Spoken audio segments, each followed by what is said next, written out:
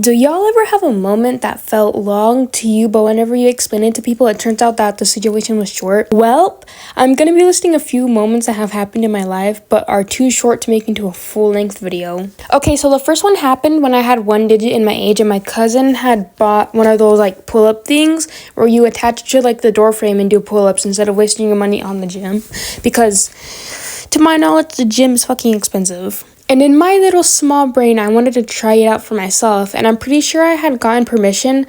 I don't know, I forgot, but y'all will probably be able to see why I forgot later on when I explain it. Because I was smaller in height, my mom had to lift me up to even reach the damn bars, and to no surprise, it was hard for me to even lift myself up to even try to do pull-ups. And this is the part where I probably should have been thinking a little bit more clearly, because these pull-ups, these were the type of bars where you didn't need anything to bolt it into the wall. You basically had to rely on it not falling off the door frame. Or in other words, it was loose like an omega in heat. And after like maybe 3 pull-ups, the bar slipped off, and I remember making a comedic gasp before I fell and hit the back of my head.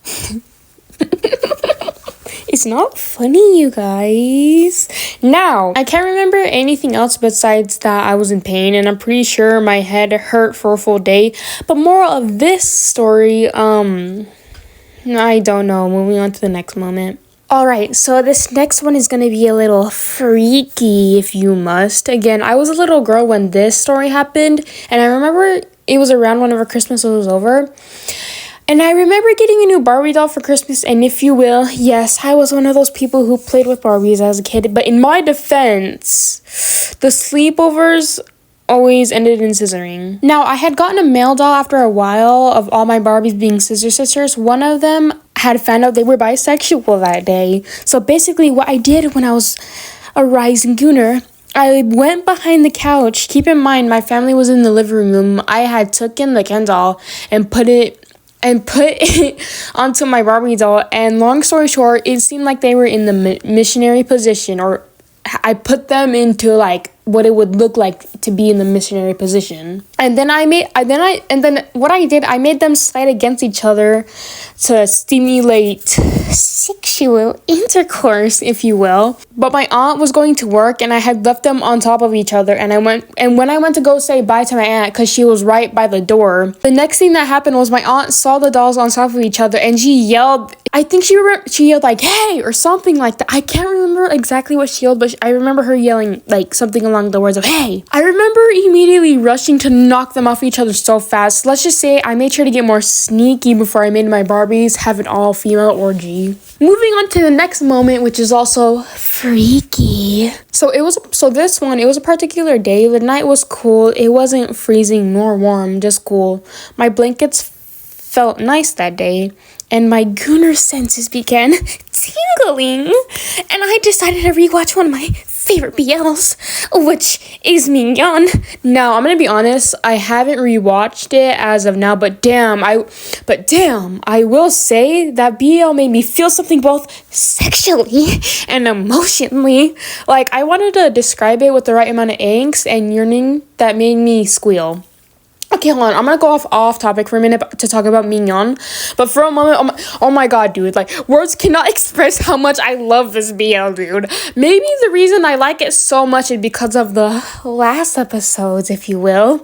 But despite the last episode, to me, the story felt thrilling enough. Yeah, it was so short. But despite it being so short, all episodes just felt so rewarding. Oh man, I wish I could. If somebody were to give me the choice to rewatch it for the first time again, I would take that choice. Man, that was such a good BL.